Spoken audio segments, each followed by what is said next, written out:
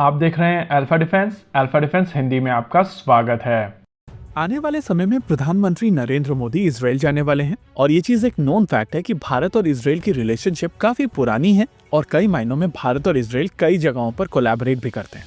Specifically अगर defence की बात की जाए तो हिस्टोरिकली इजराइल ने भारत को बहुत सारे वेपन सिस्टम्स बेचे हैं और नेचुरल है कि उनकी तरफ से कोशिश की जाएगी कि अपने पार्टनर्स को और वेपन सिस्टम्स बेचे जाएं। माना जा रहा है कि 25 तारीख को प्रधानमंत्री नरेंद्र मोदी इजराइल में होंगे और नेचुरली उनकी इस विजिट के दौरान इजराइल की तरफ से अपने सारे वेपन सिस्टम्स ऑफर किए जाएंगे जो वो भारत को बेचना चाहते हैं। आमतौर पर जब भी इस तरीके की पिचिंग की जाती है तो ये लोग कोशिश करते हैं कि मीडिया में उनके वेपन सिस्टम्स के बारे में बातचीत हो और जब एक्चुअल में आप आमने सामने बैठते हैं तो इन मीडिया रिपोर्ट्स के बारे में बात करके आप एक्चुअल कॉन्वर्सेशन ब्रेक कर सकते हैं। अब प्रधानमंत्री नरेंद्र मोदी की आने वाली इजराइल विजिट से पहले कई सारे वेपन सिस्टम्स को लेकर बातचीत चल रही है और मार्केटिंग एजेंसीज मीडिया में इस समय माहौल बना रही हैं कि भारत को ये वेपन सिस्टम्स की आवश्यकता है। हम लोग यहाँ पर स्पेसिफिकली इस चीज को एम्फसाइज कर रहे हैं कि इसमें कोई परेशानी नहीं है और वर्ल्ड के लगभग सभी वेपन मेकर्स इस तरीके की टैक्टिक्स यूज करते हैं। भारत एक बड़ा मार्केट है और हर एक देश चाहता है कि इस बड़े पाई में उनको थोड़ा हिस्सा मिले। अब अगर स्पेसिफिकली इजराइल से आने वाले वेपन सिस्टम्स की बात की जाए तो missile systems, drones, small arms और लॉइटरिंग म्यूनिशन जैसे प्रोडक्ट्स उनकी तरफ से भारत को ऑफर किए जाएंगे। बड़े एयरक्राफ्ट वो अभी बनाते नहीं हैं और ज्यादातर सेंसर्स को लेकर वो ऑलरेडी भारत में काम कर रहे हैं। ऐसे में उनके लिए एक बड़ा मार्केट बनता है air launch ballistic missile systems का। ये एक ऐसा सेगमेंट है जहां पर इजराइल काफी पहले से काम कर रहे हैं और भारत के केस में भले ही भारत ने पहले बहुत सारी बैलिस्टिक मिसाइल सिस्टम्स बनाई हैं, लेकिन air launch ballistic missile systems के ऊपर भारत में बहुत ज्यादा काम हुआ नहीं।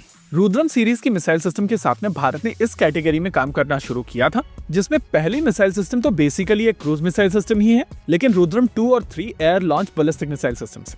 इन मिसाइल सिस्टम्स के ऊपर काम कुछ ही सालों पहले शुरू हुआ था और इसी वजह से अभी तक ये मिसाइल सिस्टम्स पूरी तरीके से डेवलप नहीं हुई।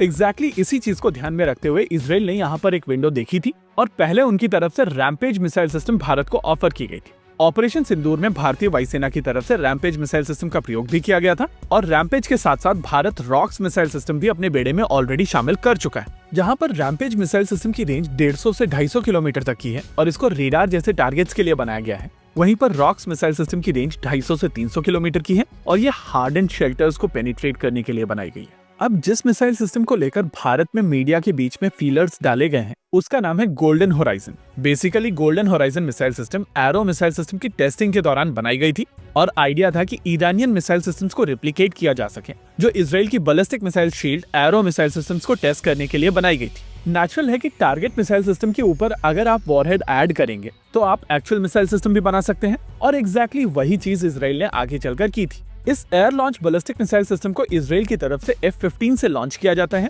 और अगर आप F-15 और सुखोई 30 MKI को कंपेयर करेंगे तो कहा जा सकता है कि जो मिसाइल सिस्टम F-15 से लॉन्च की जा सकती है उसको Su-30 MKI से भी लॉन्च किया जा सकता है। इस air launch ballistic missile system की रेंज की अगर बात की जाए तो एरो की टेस्टिंग के दौरान आइडिया था कि ये मिसाइल सिस्टम 2000 किलोमीटर रेंज वाली मिसाइल सिस्टम को सिमुलेट करे और एग्जैक्टली उसी तरीके की स्पेसिफिकेशन इस मिसाइल सिस्टम को दी गई थी। यही कारण है कि पब्लिक डोमेन में इस मिसाइल सिस्टम की रेंज 800 किलोमीटर से ज्यादा की बताई जा रही है, हालांकि एक्चुअल मिसाइल सिस्टम की रेंज क्लासिफाइड है। वॉरहेड की अगर बात की जाए तो इस मिसाइल सिस्टम में भी पेनिट्रेटर वॉरहेड का प्रयोग किया जाता है और नेचुरल है कि अगर इस मिसाइल सिस्टम के ऊपर पेनिट्रेटर वॉरहेड का प्रयोग किया जाता है तो इसको एक्सट्रीमली एक्यूरेट होना बहुत जरूरी है।